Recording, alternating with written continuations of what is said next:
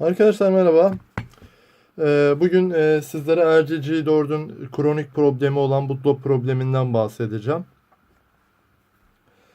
Neredeyse 2 seneyi geçti bu telefonun piyasada oluş tarihi. Ve hala bu sıkıntı devam ediyor. Cihazınızı yaptırıyorsunuz ya da ne bileyim telefonculara götürüyorsunuz. Ve adam telefonunuzu tamir ettiğini söylüyor. Kısa bir süre sonra bakıyorsunuz telefon gene arızalı. Şimdi G4'ü biliyorsunuz, gerçekten güzel bir telefon, kullanan arkadaşlar biliyordur. Özellikle kamera çekimi şu anda muadil ya da üst segment birçok cihazdan daha iyi bir cihaz. Öncelikle bu cihazın anakartı nasıl değiştirilir onu size göstereyim. Hani kendiniz de değiştirmek isterseniz çok basit bir açma yöntemi var.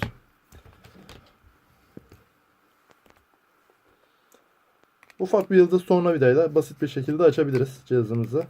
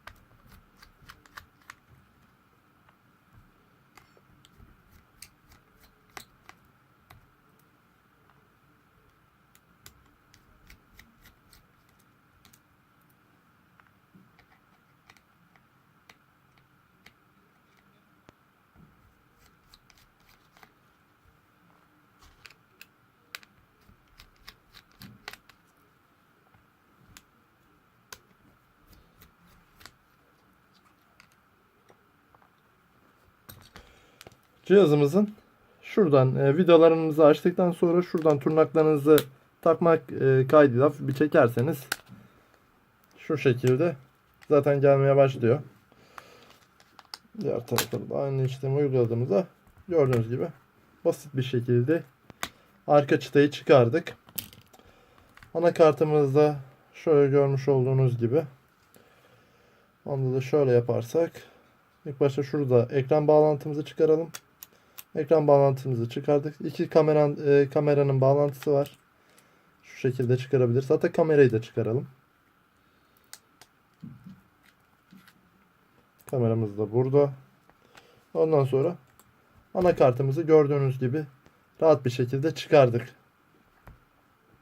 Şimdi arkadaşlar, bootloop problemi neden kaynaklanır? Bootloop problemi, bu cihazlar sizin de bildiğiniz gibi çok ısınıyor. Çok ısındığından dolayı belli bir süreden sonra işlemcide arıza meydana gelir. Ve bundan dolayı da cihazınız bootloop'a düşer. Şimdi hepimiz görmüşüzdür ya da hepiniz seyretmişsinizdir YouTube'da. Bunun işte adam alıyor, tamir yöntemi diyor. Bunu alır işte ısıtıyor. Cihaza koyuyor. Çalışıyor. Arkadaşlar çalışır. Şimdi oradaki lehimlerde kopukluklar vardır. Onu biraz ısıttığınızda bir genleşme olur. Orada hafif bir temas oluşur. Onu nasıl ifade edebiliriz? Hafif bir şase derler. Şase oluşur. Şase oluştuğu için, orada bir bağlantı oluştuğu için cihazınız biraz çalışır ama ne olur, orada tam böyle bir o lehim işlevini kaybettiği için bir değimi yapışmaz oraya. Sadece değer.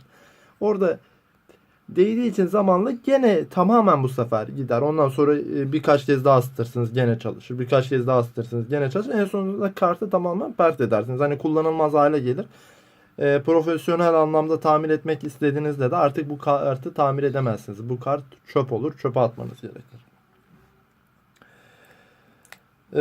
Kartımızı şöyle kısaca bir tanıtmak istiyorum size. Arkadaşlar, bu MMC'si kartımızın.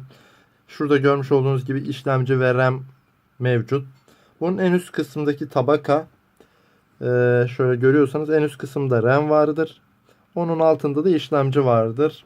Şurada da diğer power entegresi, işte ne bileyim Wi-Fi entegresi, ondan sonra kamera entegresi gibi entegreleri mevcut. Bunun tek bir yöntemi var. Eğer tamir edilecekse arkadaşlar, böyle ısıtmayla vesaireyle tamir edemezsiniz. Bunun bir tek yöntemi var. işlemciyle RAM'i çıkaracaksınız. Yeniden işlemci ve RAM takacaksınız. Bu kolay bir işlem değil. Hani bu sizin yapabileceğiniz bir işlem zaten değil. Dışarıdaki herhangi bir telefoncunun da yapabileceği bir işlem değil. Bu tamamen el becerisi isteyen ve ustalık isteyen bir işlem. Hani bunu dışarıda bir mahalle telefoncusuna, yani de ne bileyim filanca bir telefoncuya götürdüğünüzde bir sonuç elde edemezsiniz. Bunu profesyonel anlamda bir ustanın müdahale etmesi gerekiyor arkadaşlar. Bunu tamir edilebilmesi için. Burada bunun tamirini biz kendimiz gerçekleştiriyoruz. Bu anlamda profesyonel ustalarımız var.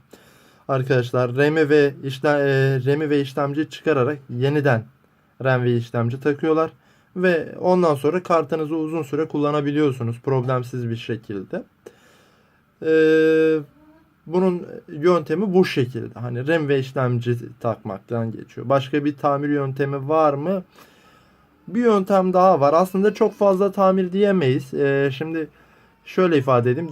Diyelim cihazınız kapandı. Cihazınız logoya düştü. Logodayken bunu yazılımla açma imkanımız var. Belli bir yazılım açıp bunu 4 çekirdek seviyesinde açılabiliyor.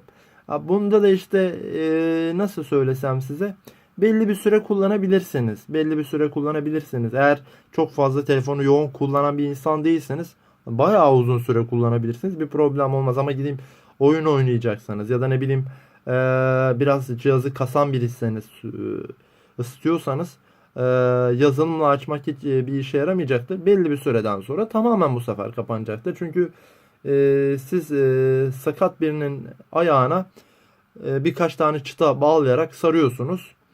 Bu şekilde adam yürüyor ama siz zorladığınızda belli bir süreden sonra adamı yük sırtına bindirdiğinizde o ayak artık kullanılmaz hale gelecektir. Adamın ayağını koparırsınız, yani iyice kırarsınız. Bu da o şekilde bir olay. Dediğim gibi kartımız bu. Tamirimizde sıkıntımız da burada işlemciden kaynaklanıyor. Bunu değiştirmek kaydıyla tamir edebiliyoruz.